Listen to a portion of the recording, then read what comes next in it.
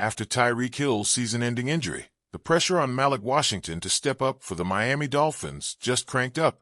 With Hill out of commission, Washington slotted in as the clear number 2 receiver behind Jalen Waddle. That's not a small shift. That's a whole attitude change.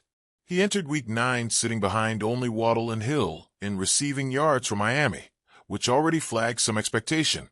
Yes, he's on the rise. But the twist? Against the Baltimore Ravens on Thursday night, Washington's night started quietly. Very quietly. He was active. He was on the field. But targets? Nearly zero. His first touch didn't even come via the usual spot. Wouldn't you expect the pass, the rhythm, the connect? Instead, Washington popped up on a carry. A run for 7 yards. A good one, sure. He almost got swallowed by the defense. Nearly lost big yardage. Then made something of it. But that's not the narrative map you draw when you're number 2 receiver. We're waiting for the look-his-way moment. So far, nothing. It begs the question, are the Dolphins feeding him enough? On the opening drive, they moved the ball. Waddle got connected. A running back got involved. Field goal. But no Washington. By drive 3, the issue wasn't even he got looks, but dropped them. He got no looks. Miami's offense was doing its thing, moving in fits and starts. But Washington? Quiet. The thing is, this isn't just about Washington having potential. It's about timing. The season changed when Hill went down. Now Washington isn't just second guy in the mix. He's the guy who has to move into that space vacated. And he has to do it while the balance of the offense shifts. How the Dolphins manage that becomes a real drama. Can Washington change the scene? What's going on in his head, right? He knows the assignment. He knows what the team needs. He felt the wind shift. But do the coaches realize it, or perhaps they're still locked into patterns built around Hill and Waddle, so the distribution hasn't pivoted fully? With the Ravens' defense glaring, looking for Waddle, maybe Washington's isolated. But it's on him too. If you're going to step into that role, you need to make yourself impossible to ignore. Because yes, the box score doesn't lie. Washington has the 3rd most receiving yards among Miami's receivers entering Week 9. He's already made progress. But progress doesn't mean presence. In football, presence happens when you're continuously fed, when you're targeted, when you're in the mix every drive, when you're part of the story, not just on the sideline waiting for your scene. What if the coaches dial up his plays more? What if they run plays that spotlight Washington? Come back, we'll route, motion across the formation, give him space. The Ravens might adjust, which means Washington's challenge starts there, adapt. When he's not getting looks, he has to make himself open, make the defender uncomfortable, make the quarterback glance his way. But there's another layer, chemistry with Tua Tagovailoa. Can they link during high-leverage moments? In the drive where Washington got his carry, he didn't get the target. That means the link hasn't clicked yet. And football isn't just about numbers, it's about connection, timing, feeling each other out. Washington and Tua. The moment needs to arrive where Tua looks his way instinctively. And stepping into a bigger role means Washington has to handle more than just catching passes. He's going to draw attention. The defense will scheme him, shadow him, maybe double team. That means he has to bring versatility, blocks, draws, screens, runs, whatever shifts the balance. If he becomes one-dimensional, the defense will dictate the terms. Now let's talk circumstances. The Dolphins are moving the ball. They're doing their job in parts. But until Washington becomes part of the constant motion, not the occasional relief, they're not unlocking the full potential. And let's be real. Everyone watching knows the Hill void can't just be, we'll hope someone else steps up. Someone must step up, and Washington is that guy.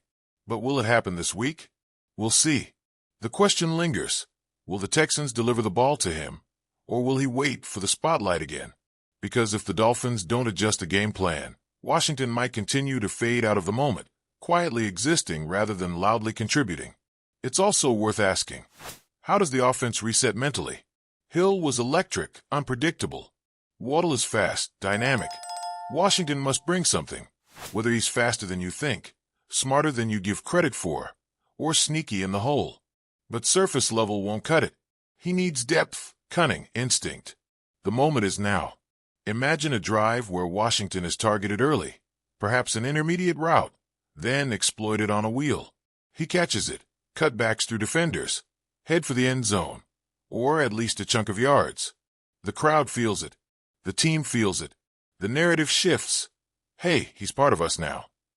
That's where Miami needs to be. Let's not sugarcoat it. There's risk. If Washington continues with minimal looks, minimal impact, it becomes a story of missed opportunity for him and for the Dolphins. Then defenses will sniff it out. Okay, ignore Washington. Focus on Waddle. That's when the offense becomes predictable.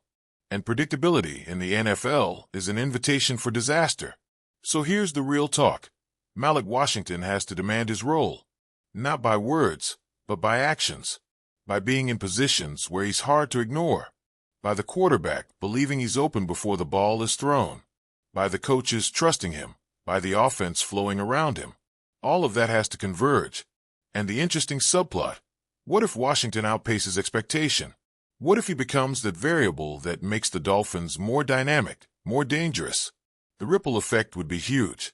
The defense can't key solely on Waddle if Washington's suddenly breaking chunk plays. That means better matchups, more chance for a chain or whoever in backfield to breathe. The offense could elevate. But the flip side, what if Washington doesn't rise? Then the pressure mounts. The team could look stagnant, the missing hill obvious, the offense one-dimensional. The moment passes, and you look back thinking, that was the time he could have changed everything. Not good. I think what we'll watch for. First, how many targets Washington gets in the first half. Second, his alignment. Does he stay wide? Does he motion inside? Do they trick the defense with him? Third, his yards after catch potential. He showed he can turn near loss into gain on that carry. That's a trait. Make something out of nothing. Fourth, how his presence forces the Ravens' defense to respect him. If they start shifting coverage, blitzing elsewhere, that's the mark of impact. And if none of that happens, then we ask bigger questions. Are the coaches stuck in old patterns? Is Tua still looking for familiar faces? Is Washington just not yet ready to seize the day? Because make no mistake, this is his day. This stretch of games now is his audition, not just to fill in, but to lead. The Dolphins fan base? They'll notice. They'll remember the plays he missed out on, the drives where he vanished. They won't forget the charge he didn't take, or the one he did but faded. This is part of the story of 2025 for Miami, a team trying to pivot after a major blow, reaching for that next level. Washington is central to that arc. In a way, you could say, Hill's absence opened a door, but doors only get you so far. You have to step through. Washington's at the threshold. If he takes the step, the light changes. If he hesitates, the door might close again until he's the other guy, not the main guy the narrative turns to. And Miami doesn't have time for almost main guy. They need the guy. So keep your eyes on Washington this game. Watch when he gets the ball. Listen for Tua's rhythm shifting. See if the Dolphins' offense looks different when he's in. If it does, and if he rises, then this quiet start becomes the calm before the storm.